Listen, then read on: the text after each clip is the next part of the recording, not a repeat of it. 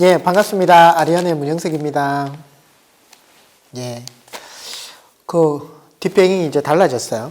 이제 이사 오고, 이사가 저희가 10월 4일인가?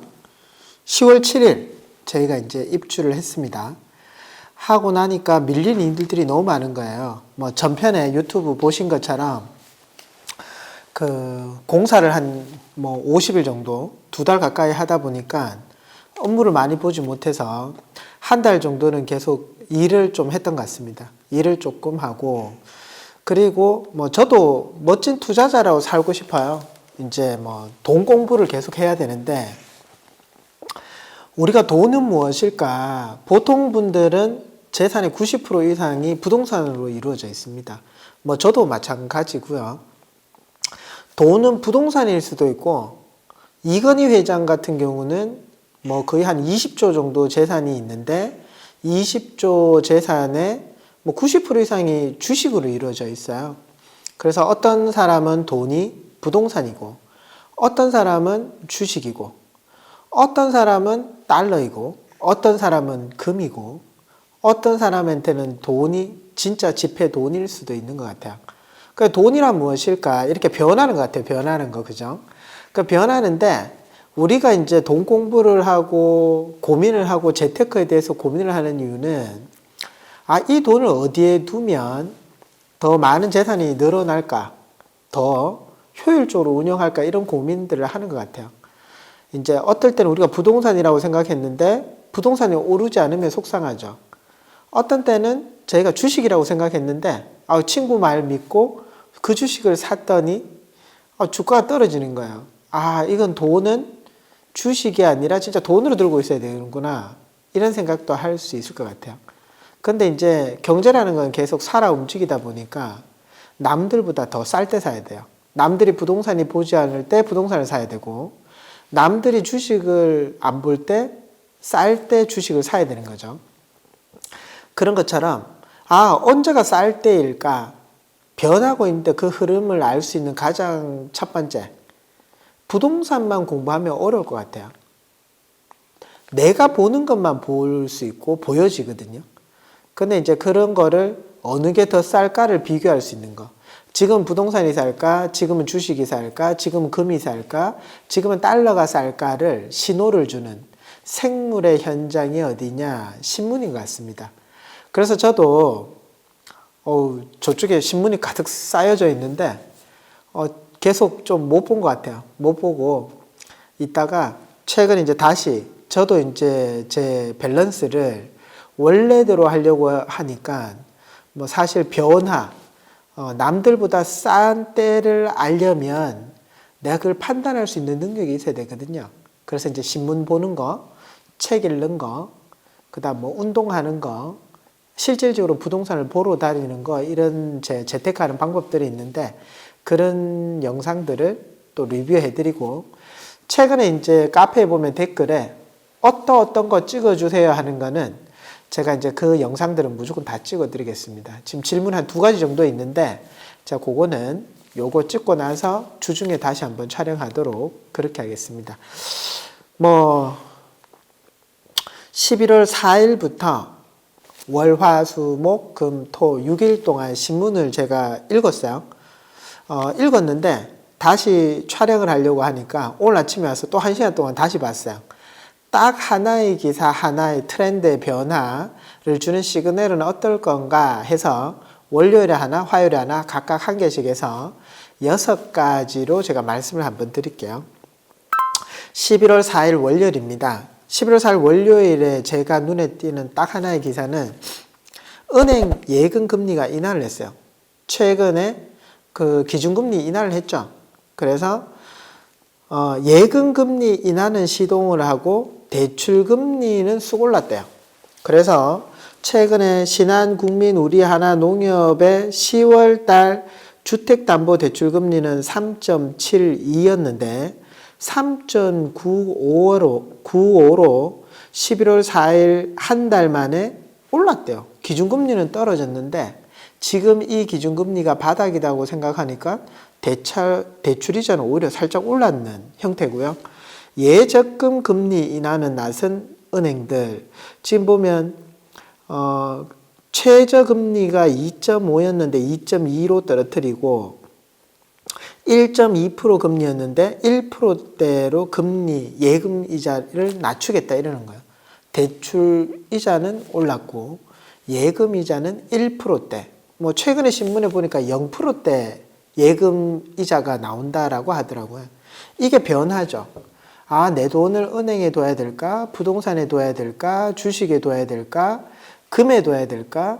아니면 달러를 사야 될까? 이런 변화들을 주는 좀 시그널인 것 같아요. 그래서 예전에는 우리나라가 경제 성장을 1년에 4% 한다, 7% 한다 이럴 때도 있었지만 지금은 요즘 경제 성장률 보면 뭐 2%, 1.5% 이렇게 얘기하는 거 보면 우리나라의 경제 성장률이 예금이자다 이렇게 보시면 될 것 같습니다. 우리나라 경제 성장이 2% 한다. 아, 그럼 예금이자는 한 2%대다. 우리나라가 점점 선진국으로 가면 갈수록 뭐 유럽이라든지 일본은 제로금리잖아요. 아, 앞으로는 우리나라도 선진국으로 가면 갈수록 돈을 은행에 두면 안 된다. 그래서 돈 공부를 해야 되는 거예요. 그래서 0%의 금리에 갔을 때도 나는 진짜 은행 예금을 계속 해야 되느냐? 지금부터 그거보다 더 가치 있는 대로 돈을 옮기는 지금 당장은 되지 않겠지만 반복 좋은 훈련을 통해서 그걸 볼 수 있는 시야를 가지는 게 중요하거든요. 그래서 앞으로는 예금이 0%일 수 있겠구나. 그러면 내가 금을 공부해야 되나? 달러를 공부해야 되나? 주식을 공부해야 되나? 이런 공부나 고민에 대한 걸 좀 하면 좋을 것 같다. 이렇게 보여집니다. 그리고 오른쪽 편에는 전면 광고인데 책 광고예요. 근데 저는 이 책 광고가 보면서 느낀 건 이런 거예요. 밀레니엄 이코노미 무엇이 달라지나? 인데 산업 구조는 기술 혁신의 속도가 사람을 압도하기 시작 무엇보다 비반복적인 지식 노동의 가치는 더욱 높아질 것이다. 라는 산업 구조의 트렌드가 바뀌고 있는 거예요. 소비 투자 트렌드는 이 세대가 전체 소비 지출에서 제일 많이 쓰는 분야가 음식, 숙박, 집장만, 차량 구매는 별로 하지 못한 채 여행, 맛집, 소비만 늘리고 있다. 소비의 트렌드가 바뀌고 있다라는 건데 저 이 말에 진짜 동감을 하거든요.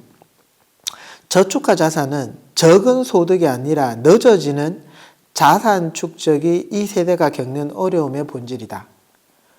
소득이 줄어드는 게 아니라 자산 축적을 하는 이 세대가 겪는 어려움의 본질이라는 거, 저축의 시기가 이제 늦어지고 있다는 거죠. 다 즐기고 나서 소비하려고 하는 부동산, 지난 4년간 누적된 주택 초과 물량에 주목해야 된다.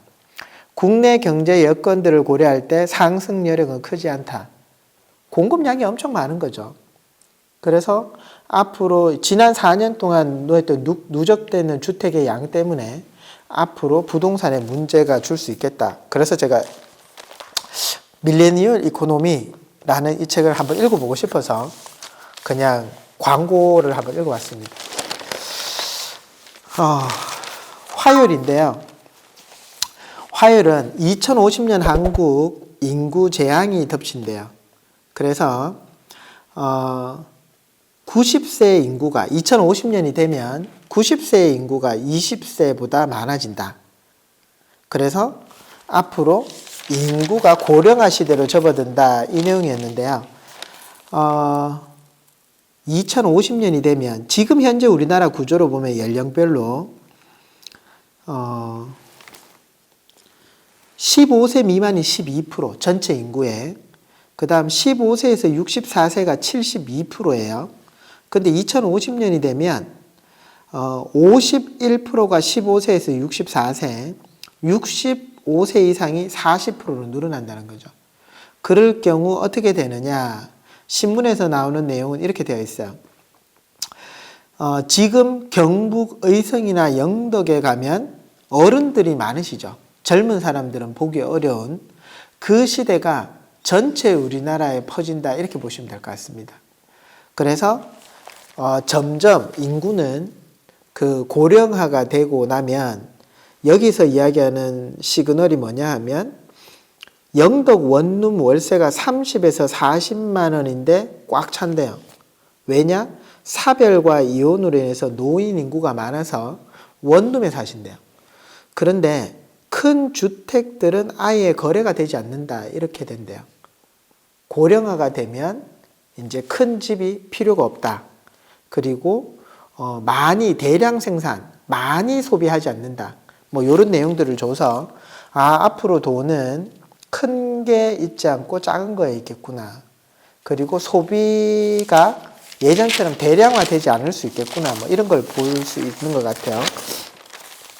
그래서 앞으로 금리가 떨어지면 예금 금리가 0인데 그러면 내 돈을 어디에 둘까라는 생각이 1인 가구, 그 다음 소량의 앞으로 돈이 되는 사업들이 많겠구나. 내 돈을 그런 데 둬야 되겠다. 이런 생각이 들었습니다. 수요일은 일면에 나와 있는 기사인데 푸대접 받는 한국 증시 아르헨티나보다 저평가. 기업 순자산 대비 주가 비율은 한국은 0.9%, 아르헨티나는 0.95인데요. 지금 국가 부도 위기에 몰려 있는 IMF 우리 겪었잖아요. 97년도에. 아르헨티나가 지금 국가 부도 위기에 있어요. 그래서 국가 부도 위기에 있던 우리나라 IMF 때 종합주가지수가 지금은 2000포인트지만 그때 때는 200, 300포인트였잖아요. 그 아르헨티나보다 더 저평가되어 있대요. 우리나라 주식이. 다들 부동산에 열광하지 주식은 아무도 보지 않는 거예요.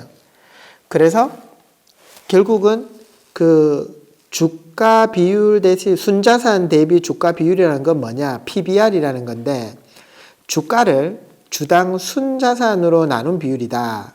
순자산은 회사를 청산할 때 주주가 받을 수 있는 가치를 뜻하는 건데 수치가 1배보다 낮으면 주가가 청산 가치만도 못하다. 1배 미만이면 이 국가가 부도가 나도 내 돈 뛸 일은 없다 이거거든요. 우리나라가 1보다 낮으면 좋은데 아르헨티나가 0.95, 우리나라가 0.90. 우리나라 주식이 싸구나. 그럼 주식에 조금 관심을 가져봐야 되겠구나 라는 생각을 가졌습니다. 수요일입니다. 목요일은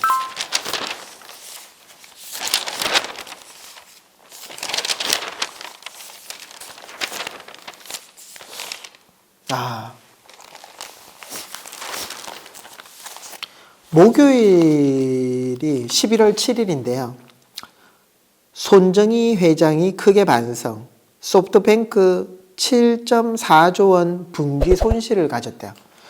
그 손정희 씨는 그 투자자로 유명한 사람이에요. 제일 이른 예로 손정희 씨는 일본에서 가장 부자예요. 소프트뱅크의 회장이면서 전 재산이 한 20조 원 정도 돼요. 이건희 회장이 20조 정도 됩니다. 근데 이제 손정희 씨가 가장 유명했던 일화는 우리나라의 이베이의 지마켓이나 옥션처럼 중국의 알리바바라는 그 쇼핑몰을 만드는 마윈 회장을 만나서 10분 만에 2000년도, 19년 정도 전이죠. 20년 전에 만나서 10분 만에 207억 원 정도를 투자를 합니다. 그래서 알리바바가 커지면서 알리바바 총 주식의 32.4% 지분을 소프트뱅크사가 가지고 있었죠. 그건 미국에서 상장이 되면서 손정희 씨가 최대 부자가 됩니다. 그래서 한 20조 원 정도 재산이 됐는데 최근에 보면 손정희 씨가 위워크, 공유 사무실, 월 얼마 정도를 내면 내가 사무실을 안 내더라도 공용으로 쓸 수 있는 여기에 투자를 했고 우버라는 공유 자동차 투자를 했는데 둘 다 좀 참담하게 실패를 했습니다. 그러면서 손정희 씨가 우리나라에 최대 많이 투자한 게 쿠팡입니다. 쿠팡, 로켓 배송. 그래서 손정희 씨가 투자에 실패하면서 쿠팡이 계속 투자가 될까 안 될까 이런 얘기들을 합니다. 우리가 이제 제일 쉽게 보는 거는 대구에서 구미 가다 보면 이제 쿠팡 물류센터가 있고 최근에는 국가산단인 구지에 그 또 쿠팡 그 물류센터를 짓겠다 뭐 이런 얘기들이 있었죠. 앞으로 이런 투자들이 계획대로 될까 안 될까 뭐 이런 것도 또 유추 한번 해보는데 손정희 씨가 이런 얘기했어요. 실적 발표를 하면서 너덜너덜한 누더기 결산 실적 최악의 적자, 마치 태풍과도 같은 폭우 같은 상황, 폭풍우 같은 상황 뭐 이렇게 얘기했는데 이렇게 정말 투자를 잘하는 사람도 한 번의 실수로 엄청난 손실을 입는 거예요. 지금 요번 분기 한 분기에 7조 원이라 하면 우리나라에서 1조 원 정도 회사가 많지 않다고 보면 그런 회사 7개가 날아간 거예요. 3개월 만에. 그래서 투자는 사실은 정말 이런 노련한 전문가들도 한 번 잘못 판단하면 그런 거에 대해서 손실이 엄청 큰 거예요. 그럼 우리도 마찬가지죠. 한 번의 투자의 판단의 실수로 사실은 우리가 더 힘든 삶을 살 수 있어요.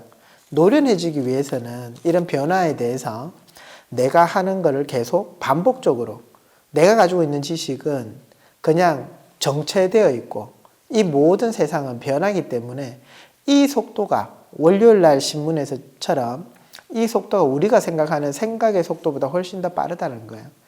그래서 이런 변화를 가장 빨리 접할 수 있는 거 신문을 매일 보시는 거예요. 그죠?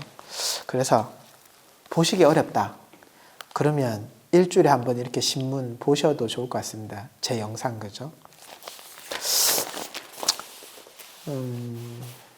금요일입니다. 금요일은 이런 얘기를 했어요. 입맛 바뀐 외국인 채권을 팔고 주식 산다. 그죠? 채권은 더 이상 오르지 않을 거고 수익률이 주식은 너무 싸다고 생각해서 변화의 트렌드를 바꿨다. 이런 얘기를 금요일 합니다. 토요일은요. 편백족이 생겼대요. 편백족. 불황기 두 얼굴 소비 편백족. 편백족이 뭐냐? 편의점에서 700원짜리 김밥 먹고 백화점에선 100만 원짜리 운동화를 산대요.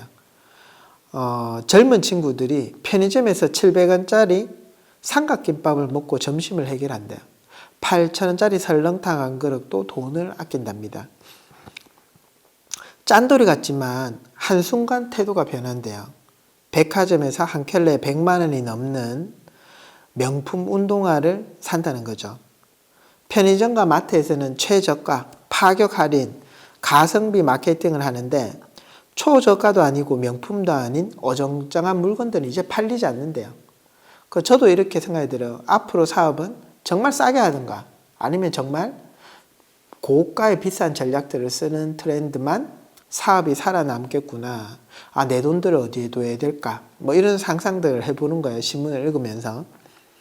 20, 30대 명품 소비자를 타깃으로 한 레드 등급 VIP 소비자가 전체 백화점 매출의 30%를 차지한대요. 20, 30대가 소비하는 게. 그래서 젊은 친구들은 싼 옷, 싼 음식을 먹지만 중간중간에 포인트를 줄 수 있는 액세서리는 고급을 산다. 일주일 동안 제가 신문을 보면서 느낀 거는요.